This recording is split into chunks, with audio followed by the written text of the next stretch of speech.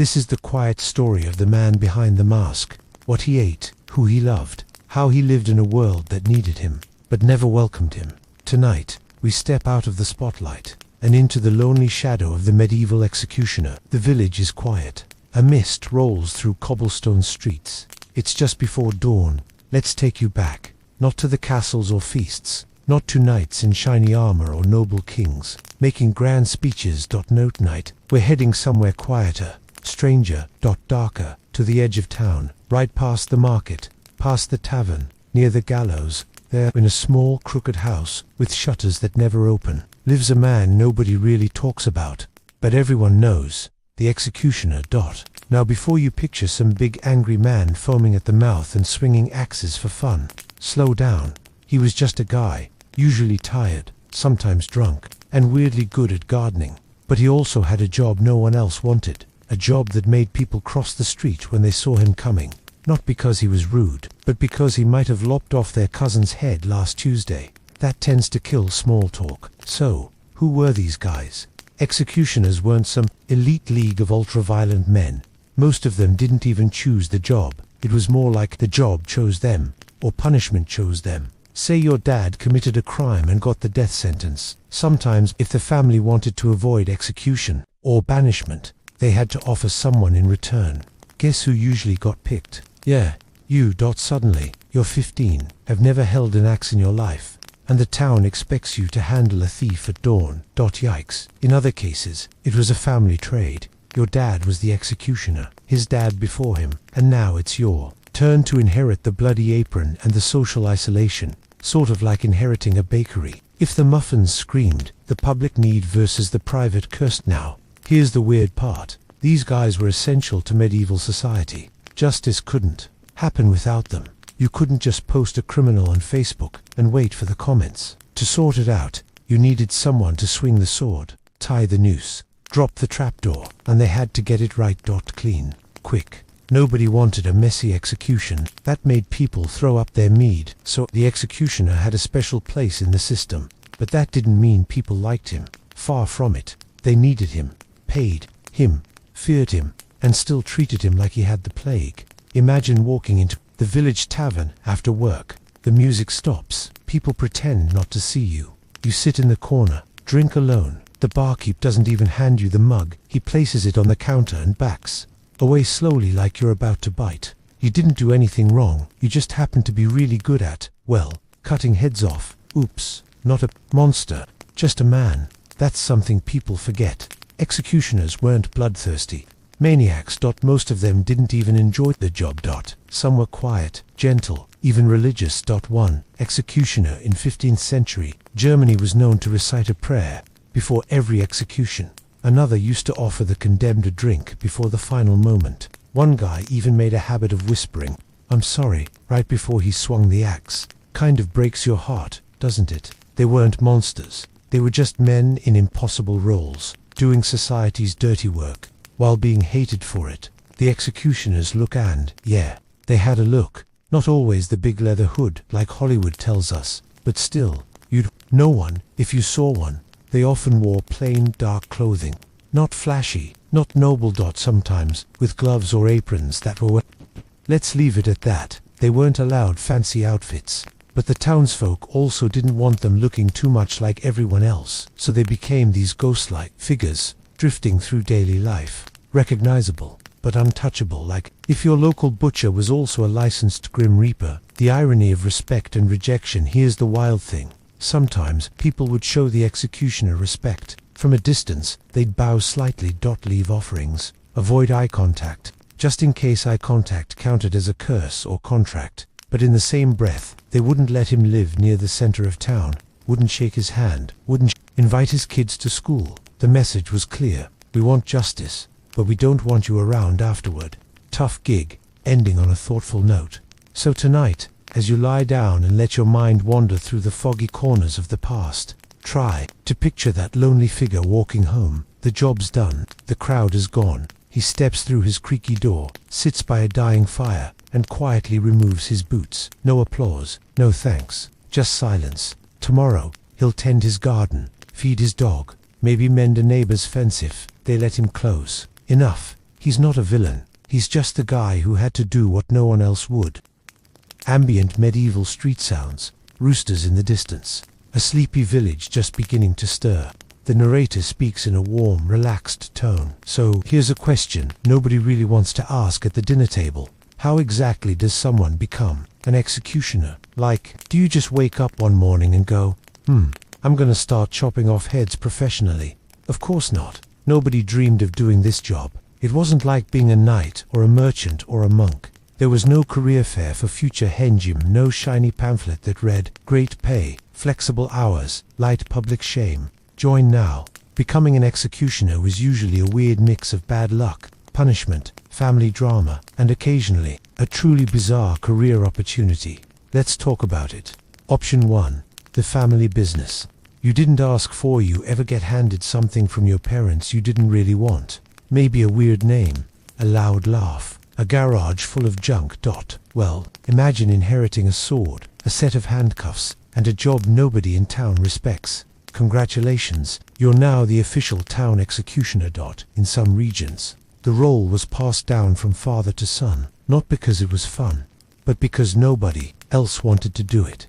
Once your family got stuck with the title, it was hard to shake it off. It became your identity. People didn't call you Tom the farmer. You were Tom the hangman's boy. And if your dad died, guess who just got promoted? Even if you were kind, smart, even a little funny, it didn't matter. You were now that guy. Kids at school didn't sit next to you. You had to eat lunch by yourself. No one wanted to play tag with the guy whose dad beheaded the baker last week. On 2. Punishment. But make it a job sometimes. You didn't inherit the job. You earned it. The wrong way. Let's say you were caught stealing. Or worse, killed someone. Back then, justice was creative. Instead of executing you, the court might say, you like violence so much. Fine. You're now the official executioner. Do it. For us, it was a twisted kind of irony. You could avoid death by causing death. But it wasn't a get-out-of-jail-free card. People still hated you. You had no real freedom. And you just traded one kind of sentence for another. Plus, let's be honest, first day on the job, not great. Imagine fumbling your way through your first hanging, villagers watching, judge staring, and you're there, sweating like a pig in a wool cloak, trying to remember if it's 3 knots or 4. No pressure. Option 3.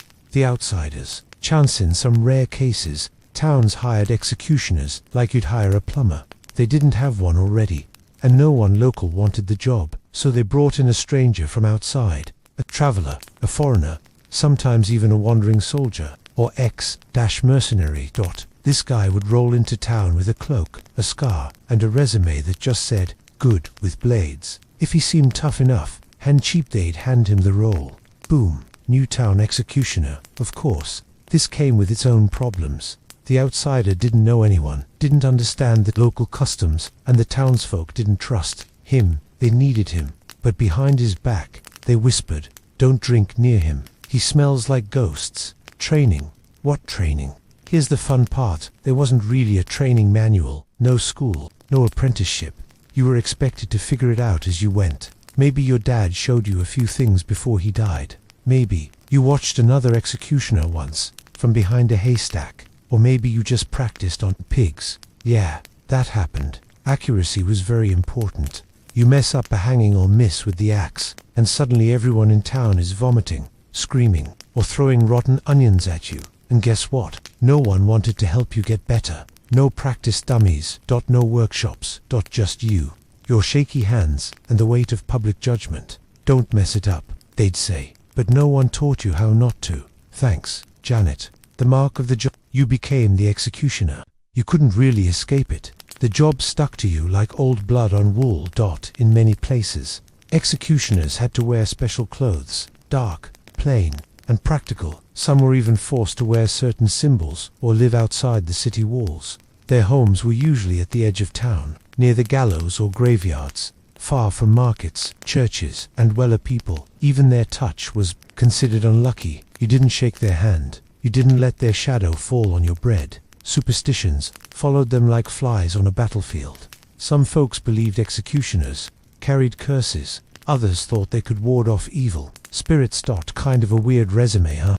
Hi, I kill people for justice. and also maybe keep away demons, kids, friends. Good luck with that. Executioners had families too. Some had wives, children, even dogs. Yes, medieval people loved dogs too, but their families were marked by the same stigma.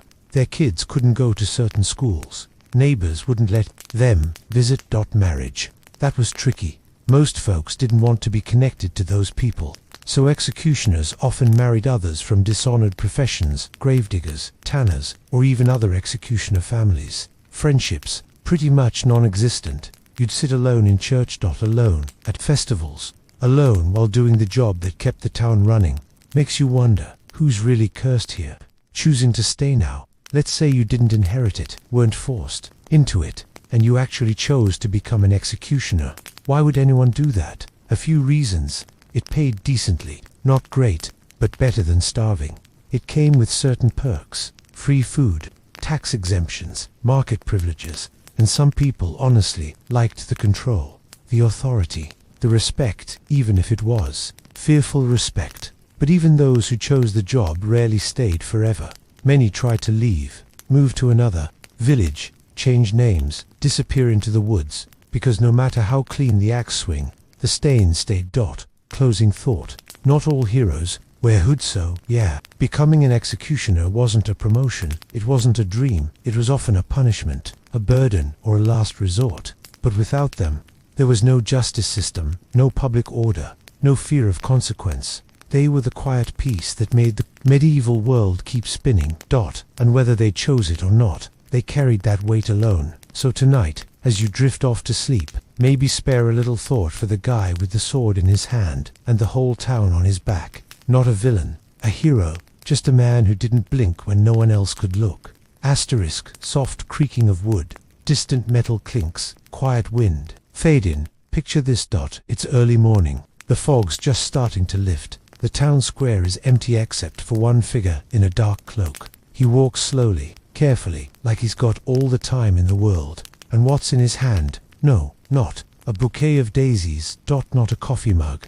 It's an axe. A big, solid, heavy one. But this isn't just any axe. This thing is polished like a mirror, sharp enough to split a hair mid-air, handled like a baby bird, because for the medieval executioner, his tools were everything. Not just tools, they were his reputation. When your job is literally life and death, your gear needs to be perfect. No squeaky wheels, no rusty chains. And definitely no dull blades. These weren't some cheap props you picked up at a yard sale. Each tool had a purpose, a vibe, a personality, even. And the executioner, he knew them all like the back of his blood-stained hand. The axe, the superstar of the setlet.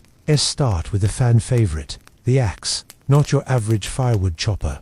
This thing was huge, thick wooden handle, broad steel head, sometimes engraved with little patterns or initials. It was designed for one thing only, clean cuts. No one wanted a sloppy beheading. Nobody wanted the executioner to miss and hit a shoulder, or worse, have to swing twice. That's how you go from grim but professional to town trauma story. So the executioner took care of his axe like it was royalty, oiled it, sharpened it with whetstones, checked the balance, practiced his swing. He even stored it separately, sometimes wrapped in cloth or hung up in a quiet corner, out of sight, but never out of mind.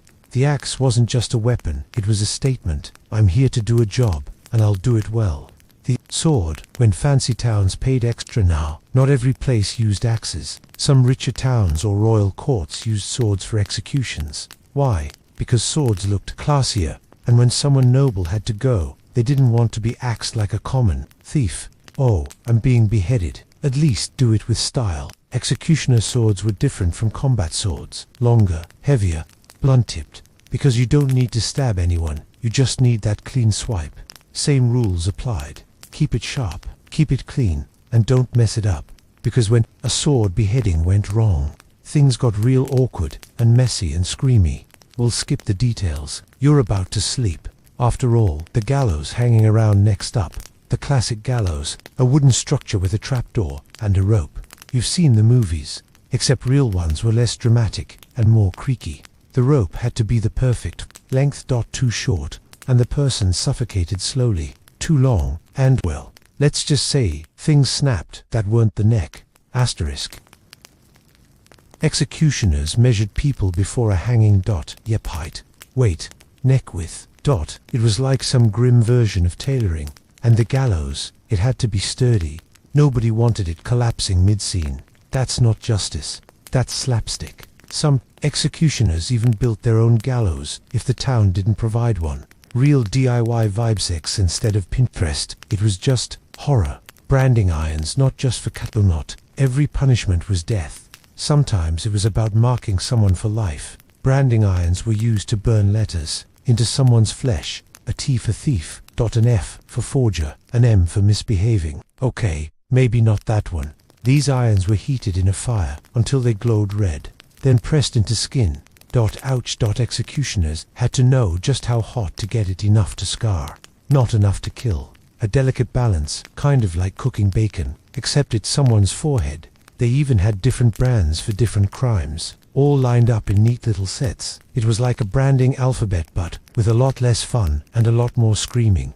The breaking WHEEL, the worst of the worst. Okay, this one's dark. The wheel, also known as the breaking wheel or Catherine wheel, was not for the faint of heart. This was for serious crimes, the kind that made even hardened townsfolk look away. The condemned would be tied to a large wooden wheel. The executioner would then take an iron bar or hammer and break the limbs, one by one, threading them between the wheel spokes. Sometimes they were left there to die slowly. Other times, mercy came in the form of one final blow to the chest or neck. Executioners had to learn this process carefully. There was an order to which bones got broken first, a rhythm, almost like dance steps, except with bones, and lots of crying.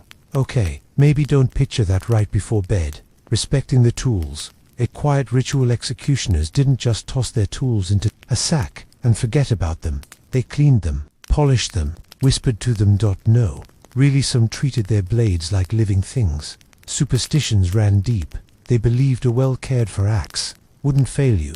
A rusty sword brought bad luck. A gallows that creaked too early was a sign. Some even lit candles or said prayers before using their tools, not out of love, but out of fear.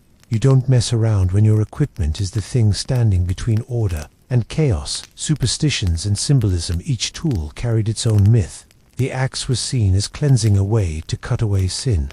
The sword was noble, used only for the hutborn. The rope symbolized judgment from above. The wheel, pure, divine wrath. Some folks believed that touching an executioner's tools could curse you. Others believed stealing a bit of the rope or a splinter from the gallows could bring protection or fertility. Yeah, medieval people had creative logic. And branding irons. Whispers said the scars glowed in moonlight. They didn't. But hey, never let facts ruin a good bedtime rumor. When the tools broke. Now here's a nightmare. What if something went wrong? Mid-execution, the axe cracks. The rope snaps, the trapdoor jams. Not only is the crowd gasping, you're embarrassed. Executioners were sometimes blamed for these failures. People believed a botched execution meant the condemned was innocent, or cursed. Or that the executioner himself was corrupt. You might lose your job, your reputation, or get beat up by an angry crowd.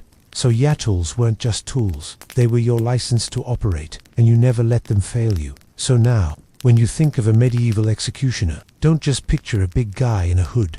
Picture a man alone in his shed at night.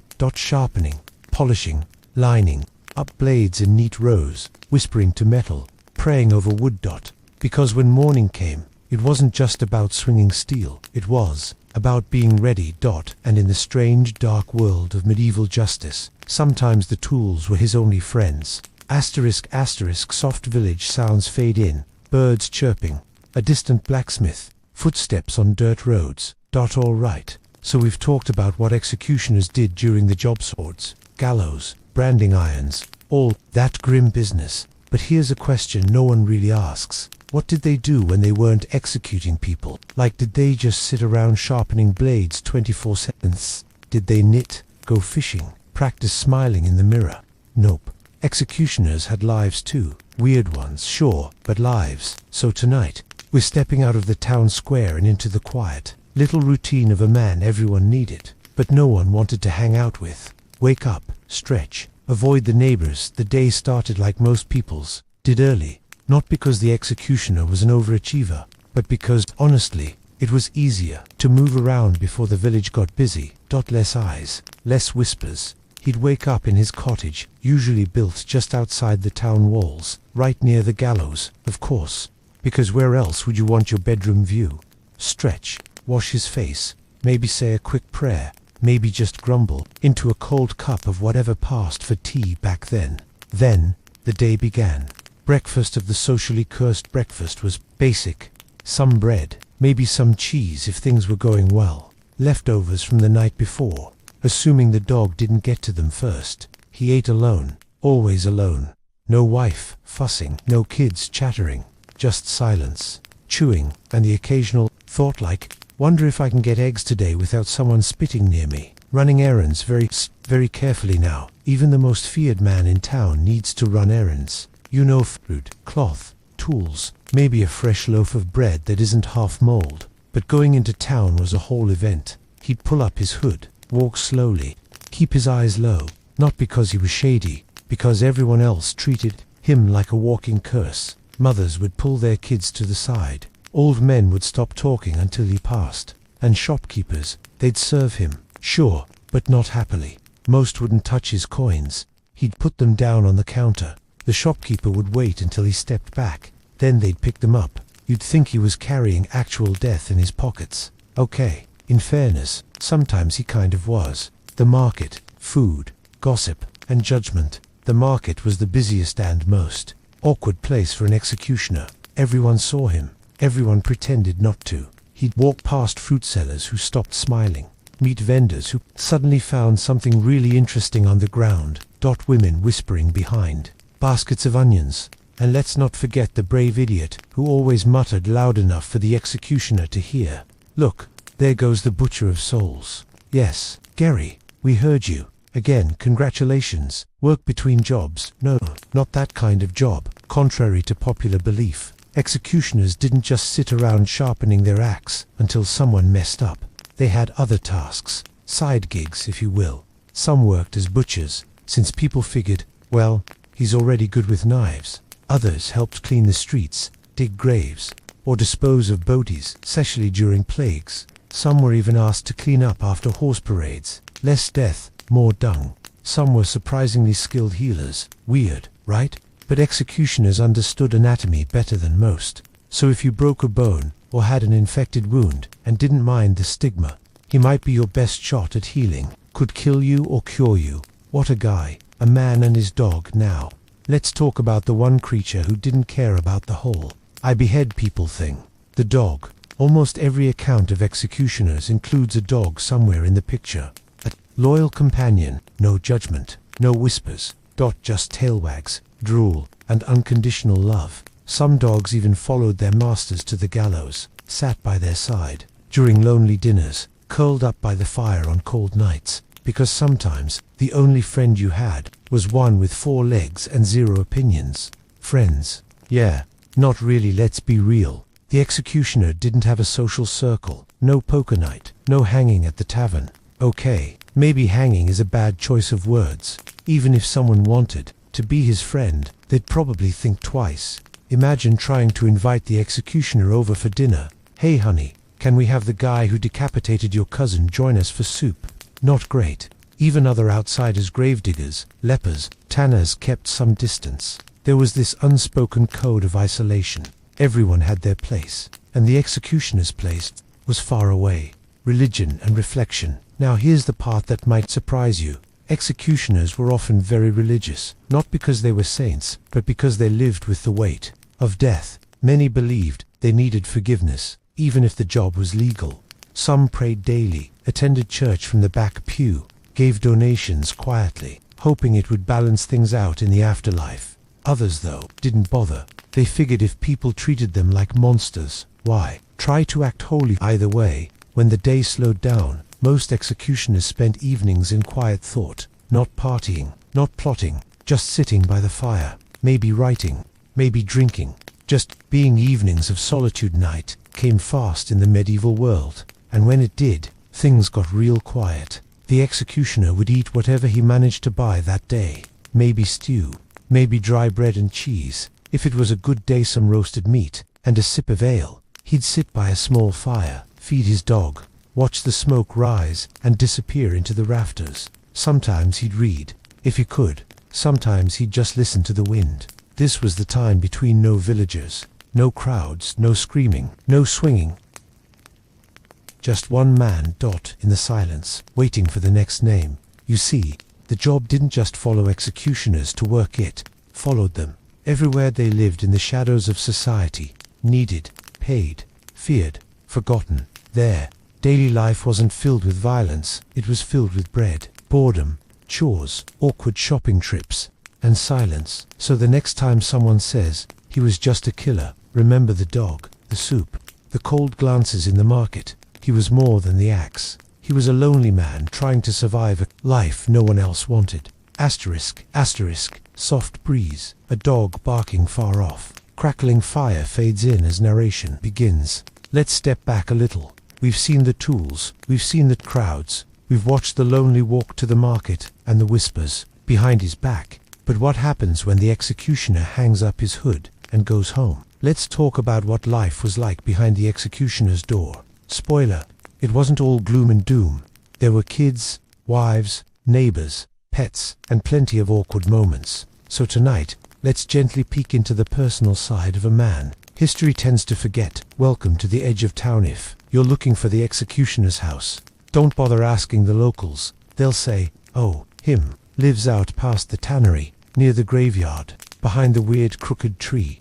That's because executioners weren't allowed to live in the center of town. No bustling market view, no cozy cottage between the baker and the blacksmith. Instead, they were tucked away on the edge of civilization, right where things started to feel a little spooky. Sometimes their house was near the gallows, convenient, right? Other times, they were placed next to cemeteries, leper colonies, or other unpleasant spots. Basically, if the location made people uncomfortable, that's where the town said, yep, that's the perfect place for him.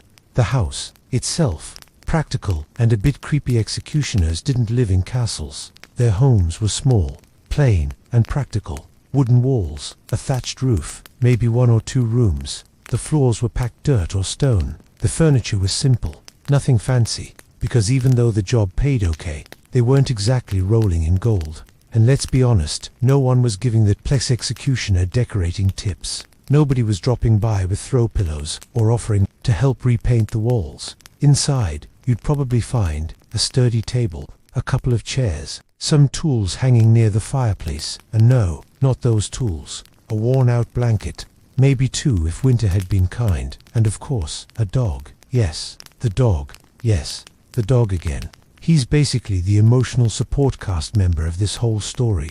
A family man, actually. Sometimes, yes. Here's something that surprises people. Many executioners had wives and children. Shocking, right? Some women married them out of love, others out of survival. Being married to an executioner meant security, not fame, not popularity, but food on the table, a roof over your head. And once people knew you were the executioner's wife, well, let's just say, fewer folks tried to push you around. Marriage wasn't always easy, though. Your husband was disliked by the whole town. Your house was basically a social dead zone, and your dinner conversations were weird. How was your day, dear? Well, we hanged 2 thieves. One of them screamed a lot. Pass the turnips. Romance. The kids, growing up in the shadow of the axe. No, imagine you're the executioner's kid. You're just trying to learn your letters, play with a stick, chase the neighbor's cat. But everyone at school calls you the little chopper. Or worse, won't talk to you at all. Medieval children could be harsh. You weren't invited to parties. No, one traded snacks with you. And if something weird happened in the village, guess whose kid got blamed first? Your dad killed people, so obviously you must be weird too. Some kids grew up quiet, always watching. Some became bullies, using the family reputation for power. And some, they ended up inheriting the job. Yep, that brings us to ... the unlucky in some towns. Executioner was a family business. You didn't apply. You didn't interview. You were just born into it. Like your dad was a shoemaker, or a potter, or a weaver, except your family craft was capital punishment. If your father died, and the town still needed someone to do the job, all eyes turned to you, even if you were young, even if you were terrified. They'd hand you the tools, point to the platform, and say, "Time to step up." No one asked if you were emotionally ready. No one cared if your hands were shaking. You just did it. And if you refused, well, your whole family could lose their home, or get exiled, or be volunteered for something worse. So yeah, inheriting the role wasn't a proud tradition. It was survival. What about the neighbors? Neighbors. Executioners had them too, not the friendly kind. Living on the edge of town meant fewer neighbors, sure, but the ones nearby, usually not the kind of folks who bring over a pie to welcome you. Most neighbors kept their distance. They didn't knock. Did. Then single quotes did chat over fences, didn't ask to borrow flour, even if you were friendly, kind, and gave great gardening advice. People still saw one thing, the job. The weird part, when things went wrong, like a cart broke, a wolf showed up, or someone got sickness, who they still came running to. That's right, the same guy they avoided at the market. A strange mix of pride and sadness now. Here's something really interesting. Some executioners and their families took pride in their role. They believed they were part of a divine system, that they brought order, that they helped people sleep better at night. Ironically, others, they hated it. They were ashamed. They longed to run away, change names, disappear into the woods. But most, they just lived, made dinner, folded clothes, patched roofs. Just like everyone else, only Lonelier. The quiet hours evenings in the executioners' home were still and simple. Dinner was quiet. The fire crackled. The kids played with scraps of wood, or watched shadows on the walls. Sometimes the wife mended clothes. Sometimes the executioner sat at the table, sharpening a blade in silence. Not because he wanted to, but because the town might need him. Tomorrow there were no bedtime stories about knights and princesses. Just quiet prayers, a candle blown out, and dreams filled with things too heavy for words. So next time someone says, "He was just a killer," remember this: he had a house, a wife who waited, children who laughed, and a dog who never cared what the town said. He had dinners, arguments, chores, and bills. He had people to protect, and ghosts to live with. Not every monster wears a mask, and not every outcast is unlovable. Sometimes he's just trying to be a dad. Soft background hum of wind and distant village sounds. The fire crackles gently. Narrator begins with a smile in their voice. Okay, so picture this. You're the town executioner. You've just cleaned your axe, fed your dog, and there's no one scheduled to lose their head this week. You've got time. You've got skills. And, well, your wallet's a little light. So what now? Let's talk about how medieval executioners made money between executions. Because even back then, bills didn't pay themselves. And no, being the guy who swings the justice didn't come with benefits or a pension plan. No HR department, no sick leave, just you, your tools, and whatever side hustle you could get your hands on. Side hustle number 1, bone setter, extraordinable, if or not.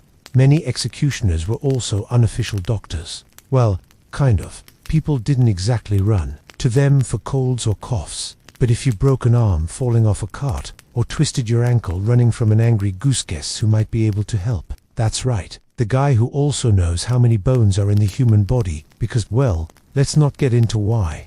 Executioners had a weirdly solid understanding of human anatomy, not from textbooks but from experience, lots and lots of experience. So, if your leg bent the wrong way, they could usually pop it back into place. Painful, sure. Effective, most of the time. Cheap. Yup, usually cost less than the town healer. Plus, they didn't ask too many questions, which came in handy when your injury was from, say, falling out of someone else's bedroom window at midnight. No judgment, just cracking bones back into shape. Side hustle number 2, butchering the animal kind. If there was one thing people trusted executioners with besides swinging a blade, it was cutting meat, so it made perfect sense that many doubled as butchers, not just because they knew how to slice, but because no one else wanted to do the dirty parts. Skinning, gutting, cleaning, chopping up a pig or cow wasn't a clean job. Blood everywhere. This smelled like a horror story, but to the executioner, it was Tuesday. He'd prep meat for market stalls, cut up game from hunts, and sometimes even help with ceremonial animal sacrifices if the town got really festive or superstitious. It wasn't glamorous, it didn't pay much, but hey, it was honest work, and less screaming than the human version. Side hustle number 3. Garbage and grave duty. Ever wonder who cleaned up the nasty stuff in a medieval town? Spoiler, it wasn't the mayor, it wasn't the priest. It was usually people like the executioner. We're talking dead animals in the road, human waste dumped in the wrong place, leftover bits from the gallows. Yep, random bones nobody wanted to claim. Sometimes it even included cleaning up plague victims when things got really bad. Nobody wanted that job, but the executioner. He was already on society's gross but necessary list, so when the town needed something disgusting cleaned up, they knocked carefully on his door, and sure, it smelled bad, but it paid. Side hustle number 4. Healing, herbs and folk remedies. Some executioners, believe it or not, had a soft side. They weren't just about punishment. Some of them studied herbs, not like monks in fancy libraries. More like, my grandma taught me what this weird leaf does when you mash it into a paste and whisper at the moon. Still, it worked sometimes. They'd treat cuts, burns, rashes, boils, and bruises. They'd make tea for bad bellies, or rub mystery ointment on your forehead and tell you to sleep facing west. Not exactly science, but again, medieval standards were ... flexible. People didn't advertise going to the executioner for healing, but in the dead of night, when the priest was asleep, and the town doctor was drunk, guess whose house they snuck off to? That's right, the guy with the axe and a surprisingly good peppermint poultice. Bartering, medieval payment plans. Now, let's talk about money, because while executioners sometimes got paid in coins, a lot of the time, they did, and single quotes did. Why? Simple. Most people didn't want to touch money that had passed through the hands of the executioner. Some thought it was cursed. Others just didn't want to be seen doing business with him, so instead, they bartered. You give him a chicken, a sack of onions, a loaf of bread, a warm cloak he gives you, a set bone, a cured ham, a grave dug before sundown, or, well, a beheading. Hopefully not, in trade for the chicken. Bartering wasn't just practical, it kept things quiet. No records, no receipts, just two outcasts exchanging needs in a cold corner of town. A reputation that worked both ways. Being the executioner came with a certain ... vibe. People were scared of you, but that also meant fewer people tried to rip you off. You never had to haggle too much. You never waited long in line. People wanted you gone as fast as possible, so they paid fast. And if someone didn't pay, let's just say no one wanted to be the person who owed the guy who runs the gallows. One glare, one quiet word, boom debt paid.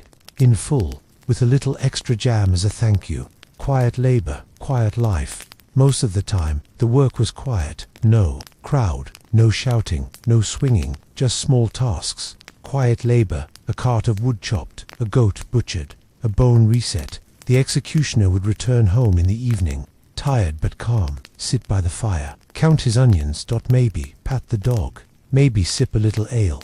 His work wasn't glamorous, but it kept him fed. It kept him busy, and it gave him just enough of a life to keep going until the next call of duty. So no, executioners didn't just sit in the dark sharpening axes and waiting for drama. They worked, they hustled, they healed, they cleaned up everyone else's mess literally. They were the fixers, the butchers, the midnight doctors, the guys who said yes when everyone else said no thanks. And sure, they were avoided in the daylight, but in the shadows, they were quietly keeping the whole village running. Not a hero, not a villain, just a man trying to make a living. One odd job at a time. Soft ambient hum, maybe a distant church bell. Gentle fire crackles in the background. All right, you've had a few days off. You did your errands, chopped some meat, dug a grave or two, set a broken ankle for that nervous merchant. But now, the message comes. A name, a time, an execution scheduled for the next morning. Suddenly, the village is buzzing. People whisper. Markets slow down. Parents keep kids indoors. Because tomorrow, justice will be served. And while the town stirs in anticipation, the executioner heads home. Not to party, not to drink, but to prepare. Because behind the axe and the robe, this wasn't just a job, it was a ritual, a burden, a moment where death got personal. So let's step inside that quiet little cottage and look at what really went on the night before a killing. Step 1. Silence the first thing. Silence the first thing. Silence. No visitors, no firewood chopping, no sharpening in the town square for attention. The executioner usually kept to himself the night before.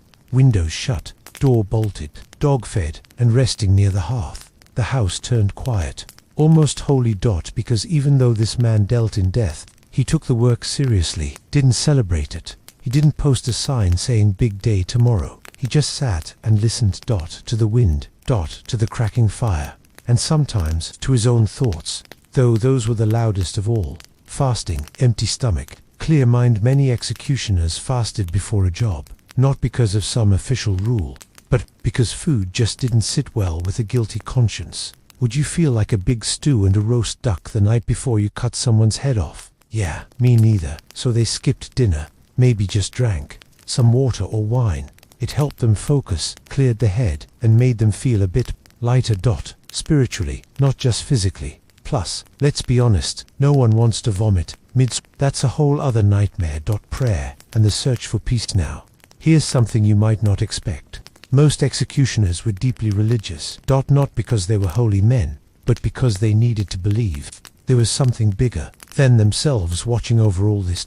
Because when your job is sending souls out of this world, you start wondering where those souls go. So on the night before an execution, you'd often find the executioner kneeling, maybe in a corner, maybe outside under the stars, hands folded, eyes closed. He'd pray for the condemned, himself, his family, forgiveness. Sometimes the words came easy.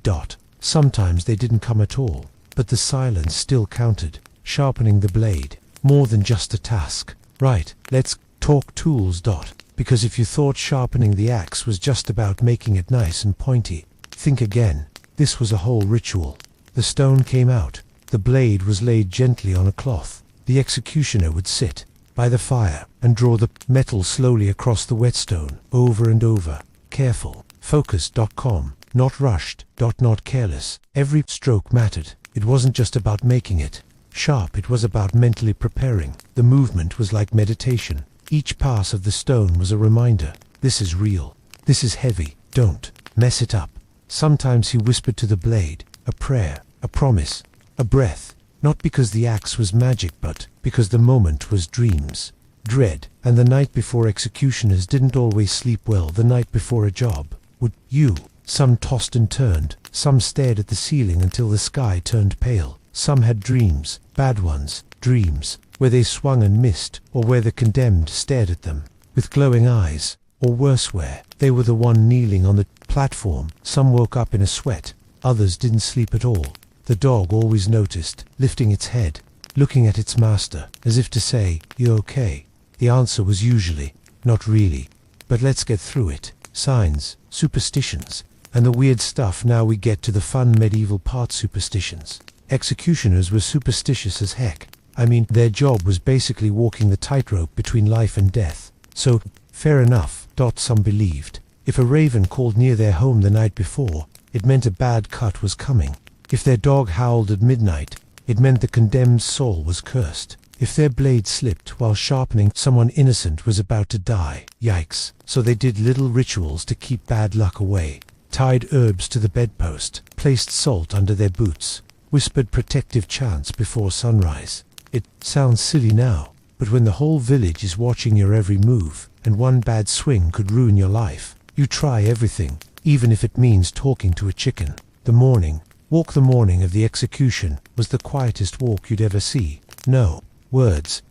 Just the sound of boots on dirt, the squeak of a leather belt, maybe the soft creak of a blade in its sheath. He'd pass houses with windows closed, people watching through curtains. Some made the sign of the cross, others just turned away. The executioner didn't look at anyone, not because he didn't care, but because this was the final part of the ritual. Be calm, be ready, be stone. And as he reached the platform, climbed those old wooden steps, and looked at the face of the condemned, he wasn't a man anymore. He was the hand of justice, the final line between the living and the dead. So yeah, being an executioner wasn't just about swinging a blade. It was about carrying the weight, the guilt, the pressure, the responsibility.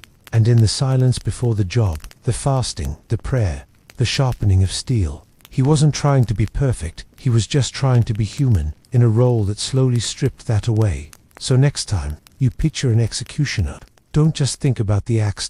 Think about the long night before. The dog curled at his feet, the trembling hands, the whispered prayers, because before he took a life, he had to face his own. Slow fade in, wind rustling through trees, gentle nighttime sounds, a dog sighs near the fire. So far we've seen a lot. The axe, the rituals, the silence, the lonely cottage on the edge of town. But now, let's talk about the part we don't see. The part that doesn't swing a blade or dig a grave. The part that creeps in at night, long after the crowd has gone home.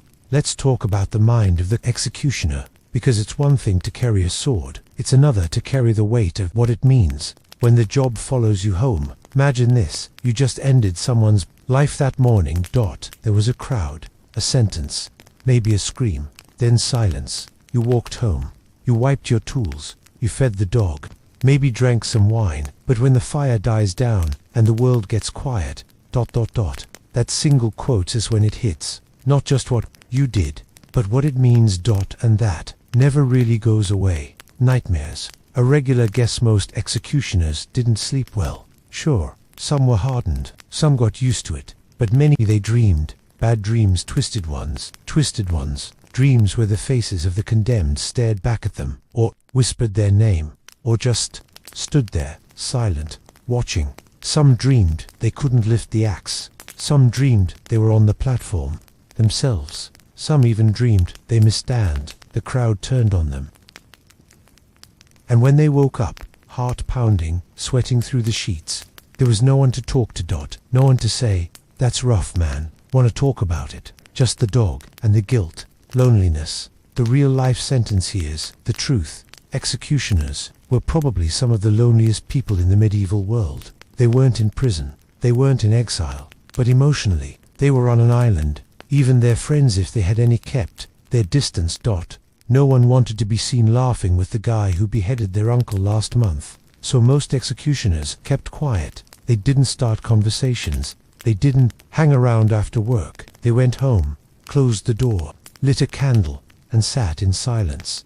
And over time, that silence gets heavy, not just in the room, but in the soul. The big paradox needed but hated here's the part that really messes with your head. Executioners were doing their duty. They didn't pick who lived or died. They just carried out what the law decided. But still people hated them. Not just avoided, hated. And deep down, that messes with a person. One day you're protecting justice. The next day, someone spits near your feet at the market. One day the mayor gives you a coin for your service. The next, his wife crosses the street so her shadow doesn't touch yours. Can you imagine that? Being called a monster for doing your job. That kind of conflict eats away at you. It's like standing on both sides of the law at the same time. Judge and judged. Enforcer and outcast. No wonder some broke. The breaking point. When it all becomes too much, we have scattered, faded stories of executioners who lost it. Some just walked away, disappeared into the woods, never came back. Some turned to alcohol. Hard, because when the faces don't go away, and the loneliness is louder than your own thoughts, sometimes a full mug seems easier than a full conscience. There are stories of executioners getting drunk before the job. So drunk they had to be helped up the platform, swinging crooked, hands shaking. Not ideal. But can you blame them? Some suffered breakdowns, cried during executions, begged the condemned for forgiveness, refused to finish the job, and got fired, or worse. Others went cold, not evil, just empty, no emotion, no words, just routine. As if it was the only way to survive. Some turned to mysticism, and then there were those who turned to the stars, to spirits, to charms, to anything that felt bigger than the blade. Some executioners became mystics in secret, not full-time wizards, or anything, just people, looking for meaning, trying to make sense of what they were doing. They wore herbs around their necks, carried talismans in their pockets, chanted under their breath before each execution. They believed in signs. In curses. In fate. Because sometimes, when the world treats you like you're cursed, you start to believe it too, talking to the dead, or maybe just themselves. Some executioners talked to no one, or maybe to everyone. They spoke to the souls they sent off, said sorry, said prayers, said nothing at all, but thought everything. It's easy to judge them now, easy to say, well, they chose the job, but many didn't, and even those who did probably never knew how much it would cost. Not in money, but in mind. The dog returns because of course it does, through it all. One friend stayed close. The dog, seriously. This dog deserves a statue.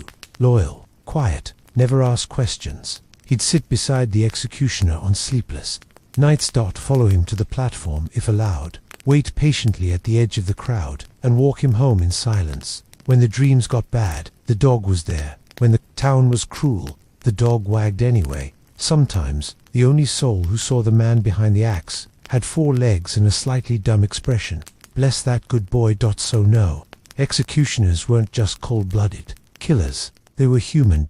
Flawed, tired, haunted. They lived with the weight of every life they ended. They battled guilt, dreams, whispers, and loneliness. They held on to faith, or drink, or dogs, or anything that made the silence a little easier to bear. And at night, when the axe was hanging by the fire, and the town slept peacefully thanks to justice, the executioner sat awake, counting faces, counting regrets, counting hours until the next sunrise. Because while the crowd cheered in daylight, the real cost of the job came in the dark. Soft background sound, clinking chains, faint town chatter, maybe distant bells. Narrator begins calmly. So here's the thing about medieval executioners. They didn't just kill people. I know, surprising, right?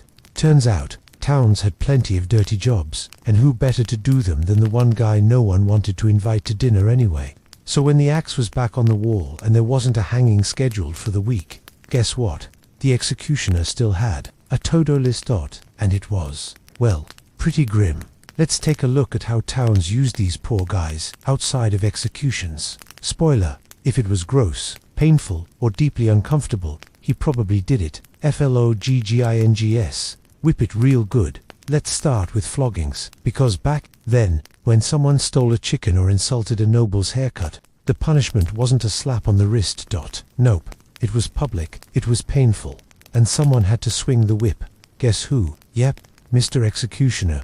He'd be handed a whip, a leather strap, or sometimes even a rodent, given the lovely job of teaching a lesson. In front of a full crowd, the criminal would be tied to a post or frame, shirt ripped off. And then, whop, and again, and again. The number of lashes depended on the crime and on how merciful or annoyed the judge felt that day. Executioners were expected to be precise. Too soft, and people said you were going easy. Too harsh, and folks fainted or worse. Not to mention, standing in the sun whipping someone while the crowd jeers isn't exactly great for your mental health. But hey, just another Tuesday brandings. A letter you'd never forget. Then we've got BRANDINGS. Yep, hot metal. Burned flesh, permanent mark.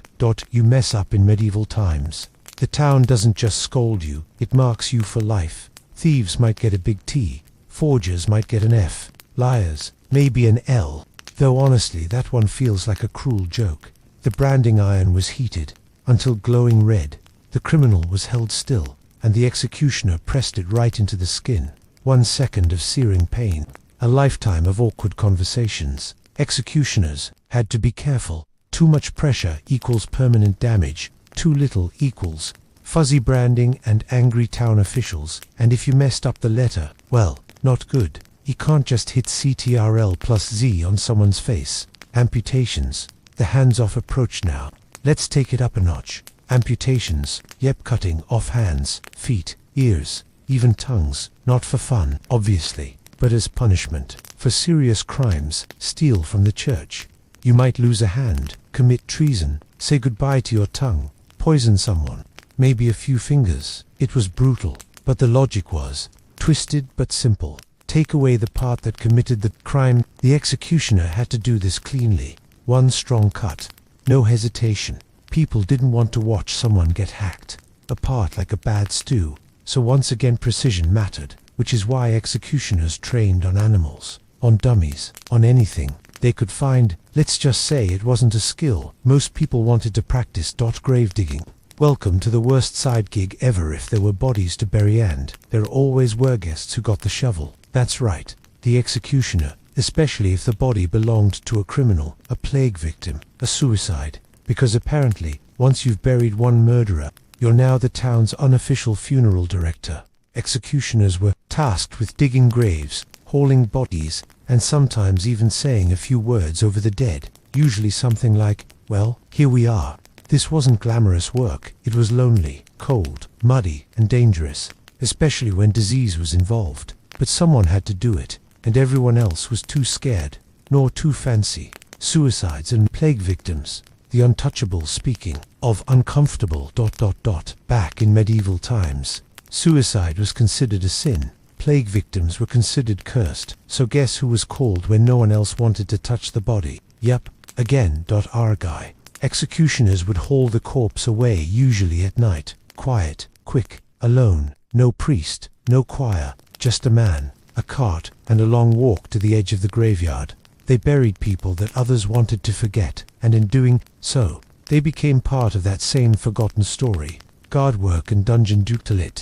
Not forget the prisons, because medieval dungeons didn't run themselves. Executioners were often asked to watch prisoners, feed them, interrogate them gently or not so gently, escort them to trial or punishment. Sometimes they even lived near the dungeon, which, let's be honest, doesn't sound like the coziest neighborhood. And yes, they got complaints. Prisoners yelling all night.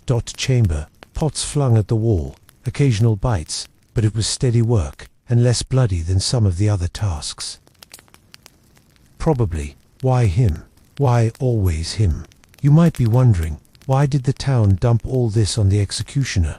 Simple answer, he was already unclean. In many towns, once someone did one grim job, people assumed they were fine doing all of them. It was like the worst customer service package ever. Death, mutilation, disposal, whipping, digging, dungeon crawling. Executioners were expected to absorb society's mess, so everyone else could sleep a little better. Not thanked, not praised, just handed the broom and the blade, getting paid for all that. Kinda now. Let's be clear, this wasn't charity work. Executioners got paid, but not well. Most of the time, they were paid in food, in cloth, in favors, in not being kicked out of town. Sometimes they got coins, sometimes just a nod, and sometimes people tried to avoid paying at all. After all, who was going to argue if the guy holding the branding iron said, "You still owe me for those 3 graves last week. Better cough up that chicken, Gary." So yeah, executioners weren't just the end of the line. They were everywhere. The town didn't want to go. Whipping post, their graveyard, their plague house, their dungeon, already locked the door. He was the blade, the broom, the shovel, the key. Invisible when not needed, unwanted when present, but always called. When things got ugly, he didn't wear armor, didn't ride a white horse, didn't get songs written about him. But without him, the town would fall apart in about 5 minutes. So next time you picture the medieval village square, don't just see the knight, or the baker, or the priest. Remember the man in the corner, quiet, covered in dirt and sweat, holding a shovel in one hand and a branding iron in the other. The one who kept the whole place running, without ever being invited to the feast. Asterisk soft breeze, birds in the distance, maybe a quiet bubbling of water or leaves rustling. Gentle lute music fades in. So we've talked about the chopping, the whipping, the grave digging, and all the dark stuff. But here's the twist nobody expects. Sometimes, the executioner healed people. Yep, the same guy who could lop your head off with one clean swing might also be the one who saved your infected toe, or fixed your broken arm. Let's talk about the strange overlap of healing and killing. Because medieval life was full of contradictions, this one might be the weirdest of all. Wait, he kills and heals. Sounds like the plot twist in a bad soap opera, right? He took my uncle's life, but then set my broken ankle. Well, it happened, and it happened more than you'd think. Executioners weren't just seen as punishers, they were also, in a way, men of knowledge, especially when it came to the human body. After all, who else had handled that many bones, joints, muscles, and guts? Gruesome, yes, but true. And when your choices were limited, they usually were in medieval villages, you went with whoever could help, even if it was the guy who branded your cousin last month. The anatomy advantage, unlike most people in town, executioners actually understood the human body. They'd seen it from every angle. Literally, they knew where tendons were, how joints moved, what happened when you sliced here versus there. Not exactly textbook education, but still, hands-on learning. So when someone dislocated a shoulder or snapped a leg falling off a roof or a drunk horse, guess who had the steadiest hands around? Yep, the guy in the dark cloak with the whetstone in his bag. He wasn't called doctor, but when you were writhing in pain, that didn't really matter.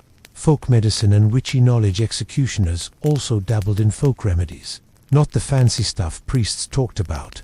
We're talking herbs, poultices, salves, and old family recipes, passed down by grandma who swore this leaf cures everything. They knew how to boil bark into teas for fevers, crush herbs into pastes for cuts and rashes, use animal fat, garlic, or ash to treat infections, wrap wounds using moss and bandages soaked in vinegar. Some even knew chants and little prayers. That helped the medicine stick. Was it science? Not really. Did it sometimes work? Surprisingly. Yet people might have laughed behind their back. But when your boil looked like it had its own heartbeat, you weren't picky. Last resort doctor for the outcasts. Let's talk about the real patients of the executioner, the ones who had nowhere else to go, because medieval society loved a good hierarchy, and if you were poor, sick, dirty, or just unlucky, the town doctor probably didn't want to see you. And even if he did, you probably couldn't afford his goatskin ointment or prayer-taxed ointment powder. So where did you go? To the executioner. He didn't charge much. He didn't judge. And he knew what suffering looked like. He saw it almost daily. So the beggars, the drunks, the wandering souls with festering wounds and twisted limbs, they came knocking on the one door no one else would dare visit. And that door, weirdly enough, usually opened. Healing in secret sometimes. These healing sessions happened in secret. People were ashamed. No one wanted it known that they'd gone to the town's butcher for help. So they'd come at night, hood over the head. No lantern, a quiet knock, a whisper. I can't feel my arm. Can you? Look at it. And the executioner, already half asleep, probably in socks, would light a candle and get to work. No drama, no small talk. Just a splint, a wrap, maybe some herbs, and a tired nod. Payment came in chickens, cloth, eggs, or just a thank you. And then they were gone, back into the shadows. Superstition or skill, maybe both. Now, not everyone trusted the executioner's healing because they believed in skills. Some believed he had mystical powers, that touching a man who'd killed gave you spiritual protection, or that his herbs worked because they were mixed by someone between worlds. It was a weird mix of fear and faith. People thought his hands were cursed, but also thought those same hands might heal something no one else could fix, like a walking paradox with a first aid kit. Rumors and whispers, of course. Healing didn't help his reputation. People gossiped. He fixed my cousin's back, but now she dreams of fire. That salve he gave me worked, but now my goats won't look me in the eye. He muttered something in Latin before he wrapped my wound. Was that a spell? You couldn't heal someone too well. People said you were a sorcerer. Fail once, you were cursed. Still, the work continued. Quiet, hidden, helpful. Because some people might whisper, but others were alive because of you. Healing the condemned, here's one that really messes with your head. Sometimes, the executioner had to heal the very people he was going to execute. Let's say someone broke a leg in prison before their scheduled punishment, or they couldn't very well hobble up to the gallows. Now could they? So the executioner would patch them up, set the leg, bind the wounds, just enough to make sure they could stand, before taking that final walk. It's twisted, it's chilling, but it happened. Imagine putting a bandage on someone, knowing you'd be swinging the blade a few days later. That's a kind of emotional gymnastics most of us couldn't even begin to manage. Healing himself sort of, and maybe just maybe this strange side job gave the executioner a tiny bit of peace, a small patch of light in a world of darkness, because healing let him be something other than the feared hand of justice. For once, he wasn't ending a life, he was saving one. Even if it wasn't perfect, even if the herbs didn't always work, even if no one ever said thank you, it was something human. So yeah, the executioner could kill, but he could also heal. He carried an axe, but also a satchel of herbs. He set bones and stitched cuts. He cured rashes and rubbed salve on burned skin. He helped the sick, the poor, the outcast, even if they never looked him in the eye again. It didn't erase what he did on the scaffold, but maybe, just maybe, it helped him sleep a little better at night. And in a world that so often shunned him, those quiet, hidden moments of care might have been the closest thing to kindness he ever gave or got. Fade in. low chatter, wind passing through trees, distant laughter fading into whispers. So here's a fun thing about humans. When we don't understand something, we make up stories. Now imagine living in a town where one guy's job is to legally kill people. He lives alone. He doesn't talk much. He sharpens blades at weird hours, and he always seems to know just where to swing. Yeah, you better believe villagers had stories, lots of them, and not the good kind. Let's dive into the wild world of myth, fear, and gossip that surrounded executioners, because while they walked among people, they were never really seen as one of them. I heard he talks to ghosts. Let's start with the gossip. Medieval towns were full of it. No TV, no TikTok, just bread, goats, and rumors. And when someone creepy lived down the road, you better believe people talked. I heard he speaks to the dead. No, he feeds them. That dog of his, not even real. He only eats black bread and raw garlic every day, even Sundays. That's how it started. Little whispers by the well, suspicious glances in the market, people swearing they saw him vanish behind a tree or float across the road at midnight. None of it true, but that didn't matter, because once the town decided you were strange, you stayed strange. Witchcraft, devilry, and other fun accusations. Of course, it didn't stop at weird bedtime stories. Some people believed executioners were tied to the devil himself. Why? Well, think about it. They handled death, they touched blood, they worked outside the church, and they didn't seem afraid of anything. That, too many, was suspicious. So naturally, some folks accused executioners of practicing witchcraft, making deals with demons, using black magic to swing so perfectly, or even cursing people just by walking past them. One legend said that an executioner's shadow could make milk spoil. Another claimed their breath could cause hair to fall out. Myth or bad hygiene, we may never know. Even their tools were said to be cursed. There were rumors that if you touched an executioner's blade, you'd die within a year, or worse, become the next executioner. Yikes, the touch of death. And other superstitions. Some superstitions were oddly specific. For example, you weren't supposed to make eye contact with an executioner on execution day. Bad luck for a week, or eternal damnation. Depends on who you asked. Pregnant women were told to avoid crossing his footprint, or else their baby would come out wrong. If the executioner smiled at you, that was the worst of all. Honestly, poor guy couldn't even look happy without starting a panic. Even touching something, he touched bread, a door, a coin could cause people to flinch or throw it away. It was like everything around him had an invisible warning label. Handle with extreme paranoia. So, how did the executioner deal with all this? Here's where it gets interesting. Some executioners got upset. Some tried to stay out of sight, but some, they leaned into it. Yup, if people were going to see you as a walking curse, you might as well make it useful. So some executioners wore dark, dramatic clothes just to keep people nervous, walked extra slow in the market, staring at people on purpose, spoke in weird cryptic sentences like, "The moon knows who stole my onions." That one probably got them extra space in line, and honestly, it worked. People didn't mess with them, didn't try to rob them, didn't argue about prices, didn't gossip too loudly when they were nearby. Fear became armor, and when you're already outcast, a little spooky reputation might be the only power you've got left. The kids didn't escape the rumors either. Let's not forget, executioners had families, and sadly, the gossip followed them too. Their children were called Little Death, the butcher's spawn, witch boy or cursed girl. Real creative. Medieval bullies. Teachers were nervous to scold them. Other parents wouldn't let them come over. And forget Playdates Day. Weren't getting invited to anything. It wasn't their fault. They were just born into it. But still, they carried the weight of whispers they never asked for. And sometimes, those whispers stayed with them their whole lives. Even the church was confused now. Here's where things got really awkward. The church didn't quite know what to do with executioners either. On one hand, they upheld justice.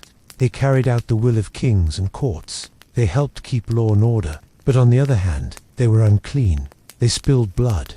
They made a living ending lives. So, in many cases, executioners weren't allowed to take communion, be buried on sacred ground, or even sit in the front row at Mass. That's like being on the guest list, but not allowed in the VIP section. So even God's house didn't fully welcome them, which just added more fuel to the fire of rumors and myths. The funny side of fear, yes, there was one now. In between all the scary stories and suspicion, some of it got a little silly. People started blaming the executioner for everything. Crops didn't grow, must have looked at them wrong. Cat ran away, probably cursed. Husband drank too much ale. Executioner's fault, clearly. One legend even claimed a town's bread didn't rise for a week because the executioner walked past the bakery during kneading hour. Like, okay, Susan, maybe your yeast was just bad. Still, the stories kept spreading, generation after generation. The man with the blade became something more than a man. He became a myth. So yeah, people feared the executioner. They made up wild tales. Some hated him, some blamed him, some needed him, but no one really knew him. Because when someone stands in the shadow of death long enough, folks start seeing shadows where there aren't any. Maybe he was just a man, tired, quiet, trying to survive, but to the world around him, he was the boogeyman, the devil's right hand, the walking whisper people crossed the road to avoid. And sometimes, that whisper was the loudest voice in the village. Asterisk fade in, church bells in the distance. A soft choir hums, then fades into quiet. A breeze blows through an old wooden chapel. Let's talk about something a little deeper tonight. We've seen the axe, the branding irons, the gossip, the loneliness. But what about the soul? Because if there's one thing medieval people took seriously, besides bread and plague prevention, it was religion. And if you were the one person in town who sent others to meet their maker on a regular basis, well, things got complicated. Let's take a closer look at the strange, awkward, and sometimes heartbreaking relationship between the executioner and religion. So, could executioners go to church? Short answer, it depends. Long answer, it was awkward, really awkward. See, in many medieval towns, executioners were considered unclean. Not dirty like Madonna shoes, dirty and clean in a spiritual way. They spilled blood, they handled death. They made a living off the very thing the Bible said was not cool. So walking into a church wasn't just a stroll down the aisle. It was like a wolf wandering into a chicken coop, with guilt and judgment hanging thick in the air. Some churches banned them from certain parts. Others made them sit in the back, far from the altar. And in a few places, they weren't even allowed inside unless the priest said it was okay. Kind of hard to feel close to God when even the candle guy avoids eye contact. Holy but not welcome. Here's the weird part. Executioners were doing the law's work. They weren't rogue killers. They were ordered to execute justice. So technically, they weren't sinning. But people didn't see it that way. Killing matter the reason was still seen as something dark. And in the eyes of the church, the line between justice and sin was blurry. So while a knight might ride into battle and be called a hero, the executioner who carried out a death sentence in town square, yeah, not so much. Even priests didn't know what to do with them. One day they were blessing the blade for divine justice. The next day they were telling the executioner to stay away from holy water. Talk about mixed signals. How did they see God? Now let's flip the question. How did executioners see religion? How did they think about God, heaven, sin, and that final judgment day? Most of them were deeply religious. Not because they were saints, but because they had to be. When you stand at the edge of life and death for a living, you start asking big questions. What happens when I die? Did I just send an innocent man to God, or somewhere worse? Is there mercy for someone like me? They prayed. A lot. Sometimes before each execution. Sometimes after. Sometimes for the person they just killed. Sometimes just for themselves. They weren't trying to be holy. They were trying to stay sane. Confession. The original therapy session in medieval times. Confession was kind of like a spiritual reset button. You go in, spill your sins, get a few prayers to say, and walk out a little lighter. But for executioners, that wasn't so simple. Some priests refused to hear their confessions. Others made them go through extra steps: fasting, penance, even public shaming. And what do you even say in that booth? Bless me, Father, for I have sinned. I sent 3 souls off the platform this week. Also, I cursed at my dog. Heavy stuff. Some executioners went anyway, regularly, because they believed in forgiveness. They needed to believe that someone, God, a priest, anyone, was still listening. Others stopped trying. They figured if even the church didn't want them, maybe God didn't either. And that's a lonely thought. Did they believe they were sinning? Now, here's the big question. Did they think what they did was wrong? Most would probably say, no. but it's complicated. Executioners didn't choose who died, they just followed orders. But they still carried the memory of every face, every last word, every swing. Some believed they were just tools of justice. Others believed they were doing God's work, removing evil from the world. And some, they doubted everything. They worried they'd go to hell. They feared they'd be judged not just by people, but by heaven itself. Which is why many clung to rituals. Candles lit at night, small crosses tucked into their belts, prayers muttered between sharpening strokes. They were just trying to stay on the good side of the divine, even if the divine seemed far away. The quiet faith of the outcast. Here's the thing about religion for executioners. It wasn't loud. It wasn't sung in choirs or shouted in town squares. It was quiet, a whispered prayer in the dark, a tear during mass if they were even allowed in, a small wooden charm around the neck, hidden beneath a dirty tunic. Faith, for them, was personal, raw, messy, real, and maybe that kind of faith, the kind that comes from being alone and scared and unsure, was the most honest kind of all. Death, judgment, and hope. When you're constantly surrounded by death, you think about what comes after.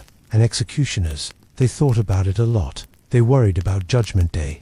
They hoped the people they killed would find peace. And they hoped desperately that one day, someone would look at their soul and say, "You did your best. I forgive you." Because no matter how steady your hands were, you still wondered, will my name be called when the book of life opens? Or did I write myself out of it long ago? So if you ever picture a medieval church stone walls, flickering candles, chanting monks, imagine one more figure, in the very back, who'd pulled low, hands folded, rough and scarred, eyes fixed on the altar. That's the executioner. Not because he wants to be seen, but because he hopes to be seen by something greater. He's not asking for applause, not even forgiveness. Just a little peace. Asterisk, soft medieval music plays. A market in the distance. A bell rings. Wind blows gently. The narrator speaks slowly and calmly. By now, you probably know that medieval executioners had a tough life. They were feared, avoided, judged, whispered about, and sometimes even spat at. But what if I told you they were also surrounded by strange superstitions? I'm talking about weird rules, mystical beliefs, and customs so odd you'd think they were pulled from a spell book. Some saw the executioner as cursed. Others thought he had powers, and a few even believed his shadow could ruin your life. Let's wander into the foggy corner of medieval culture and explore the superstitions and strange customs that followed the executioner everywhere he went. The shadow curse. Don't cross the line. Here's a fun one. Do not cross the executioner's shadow ever. Why? Because in some towns, people believed that even the shadow of an executioner carried bad luck. If it touched your bread would rot. If it landed on your back, you'd fall ill. And if it touched your baby, well, no one wanted to find out.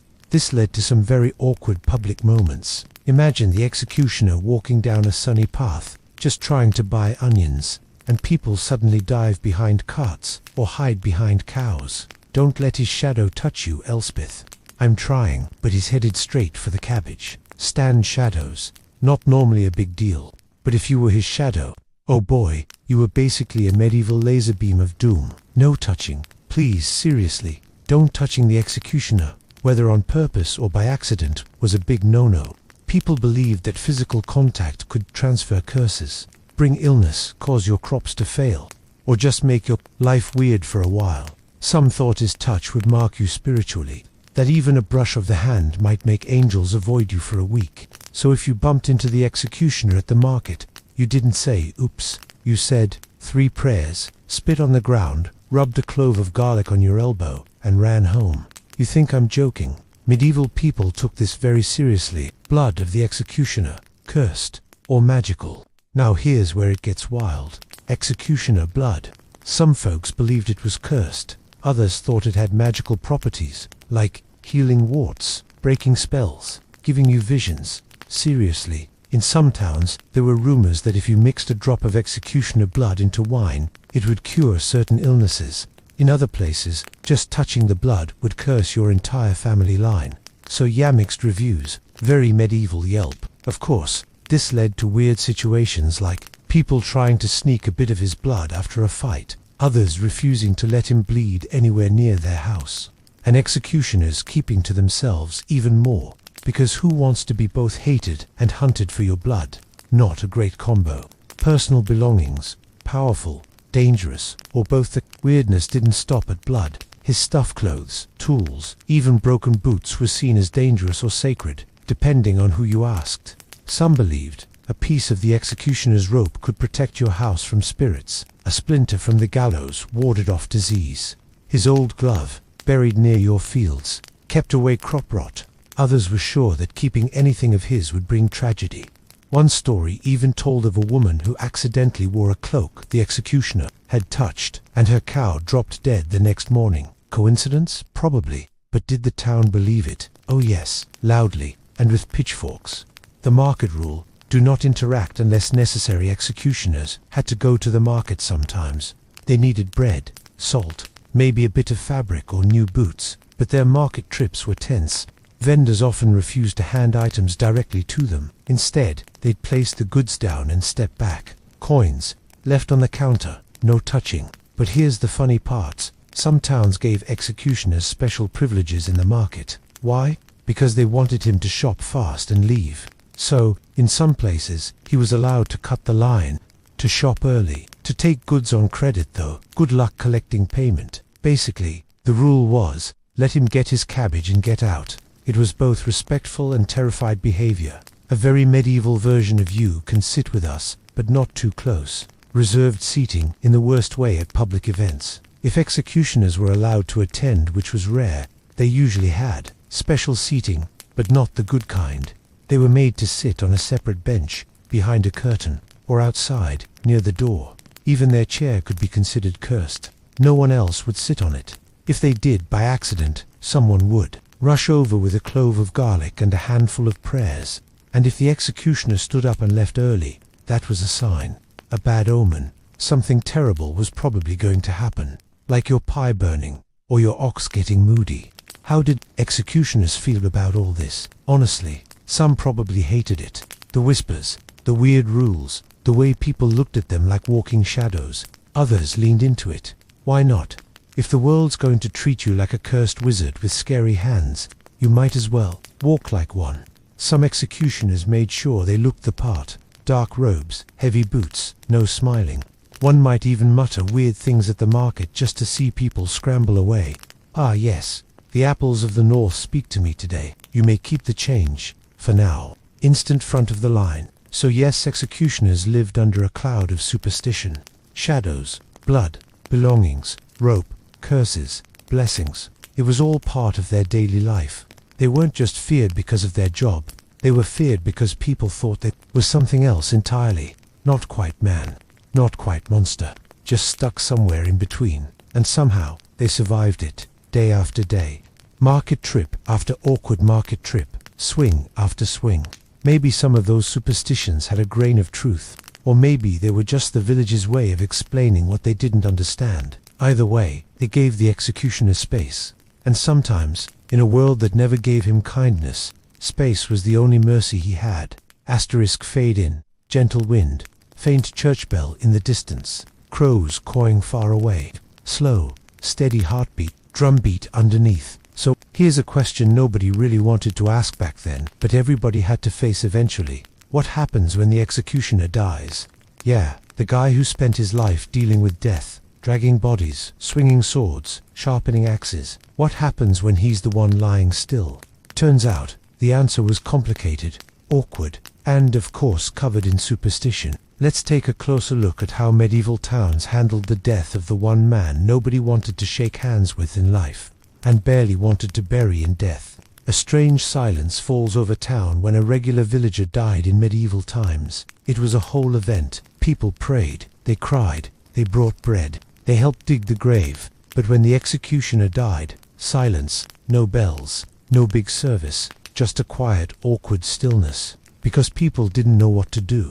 They didn't want to bury him in the churchyard, too holy. Didn't want to leave him out, too creepy. Didn't want to touch the body, bad luck. So for a while, everyone just kind of stared at each other. You bury him. No, you bury him.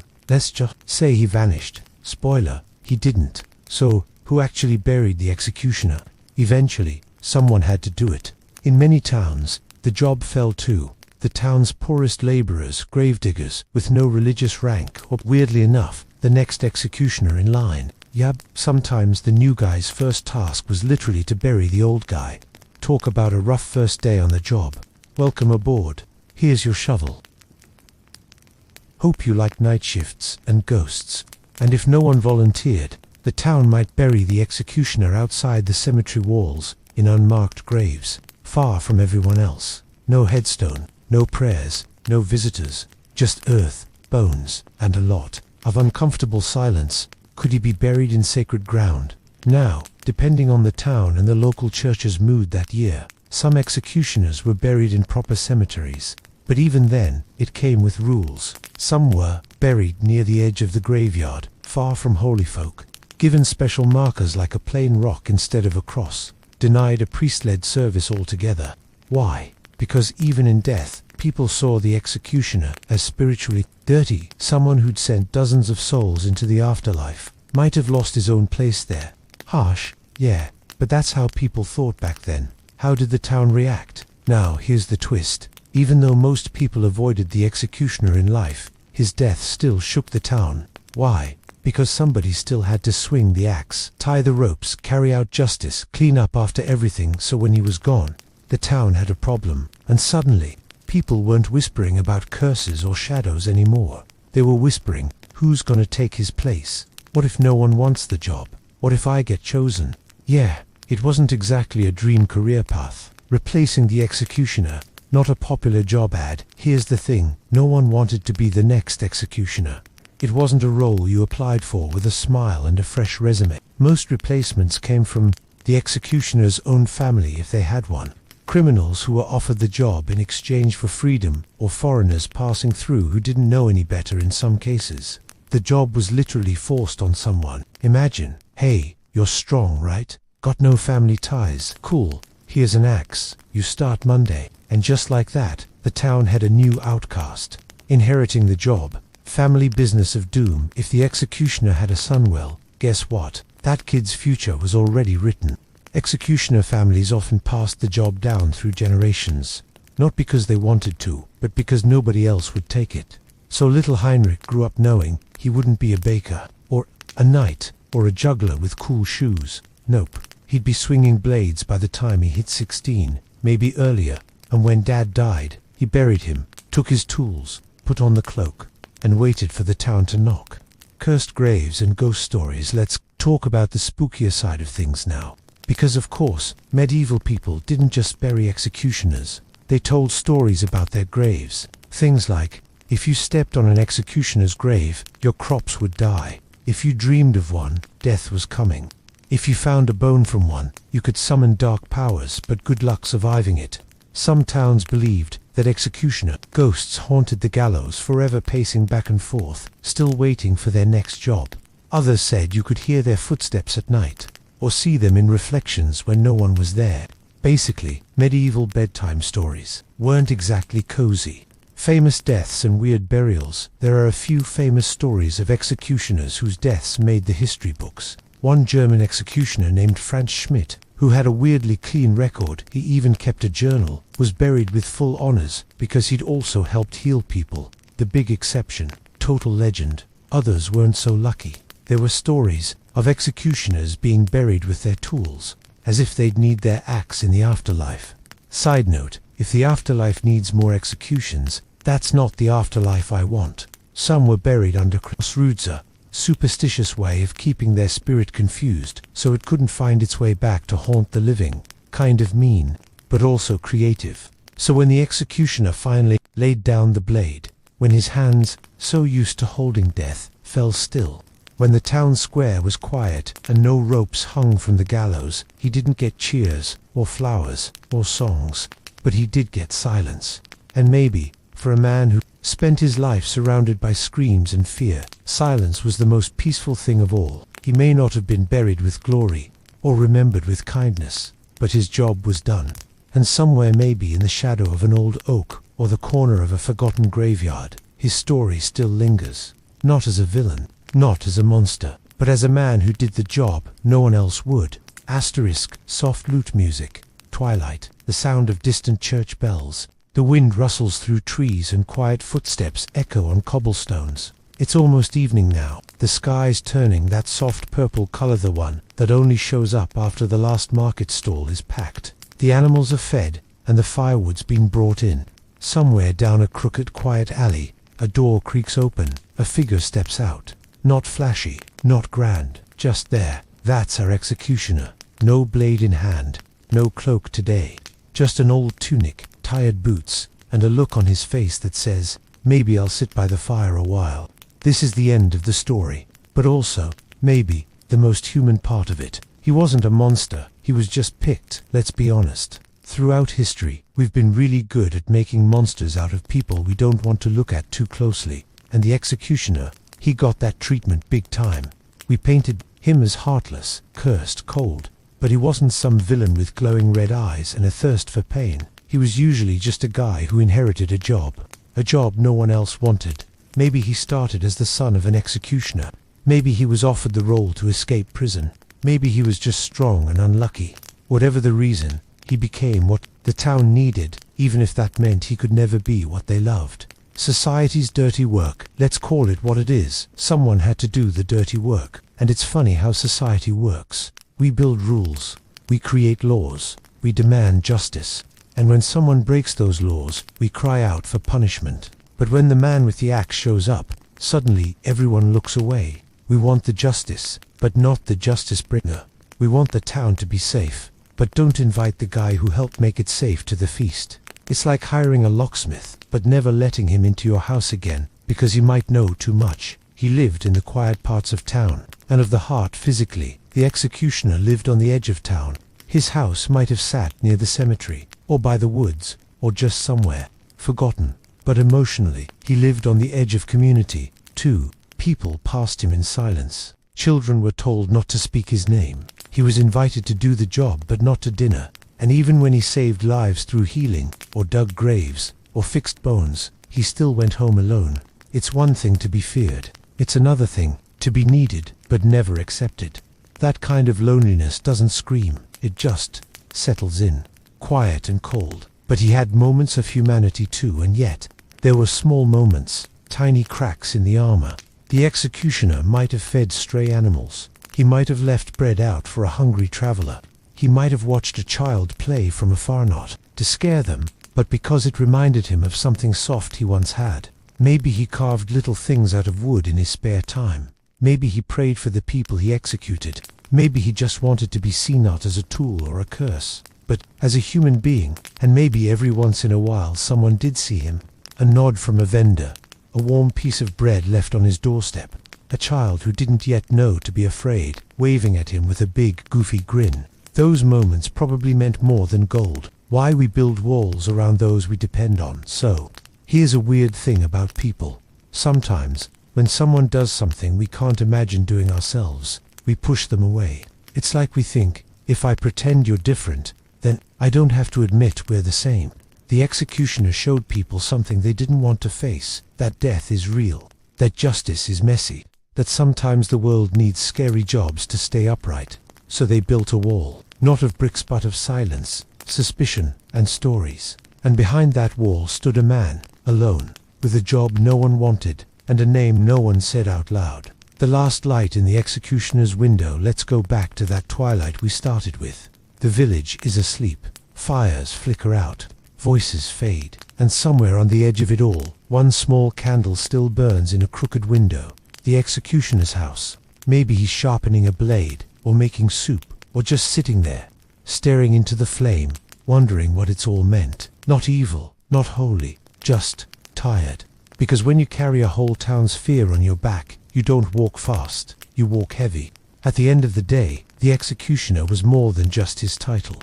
He was a man who watched others cry but couldn't cry himself, a worker who served the law but wasn't protected by it, a human who lived in shadows because the world needed him to.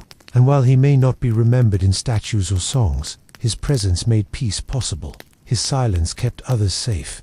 His loneliness built the very safety that allowed others to laugh in the daylight. Kind of strange, right? The man with the axe was the one who let everyone else sleep peacefully. So tonight, As we finish this journey, if you ever see an old, weathered figure in a history book, hood low, eyes sharp, name forgotten, don't look away. He might just be the reason you got to live your quiet life.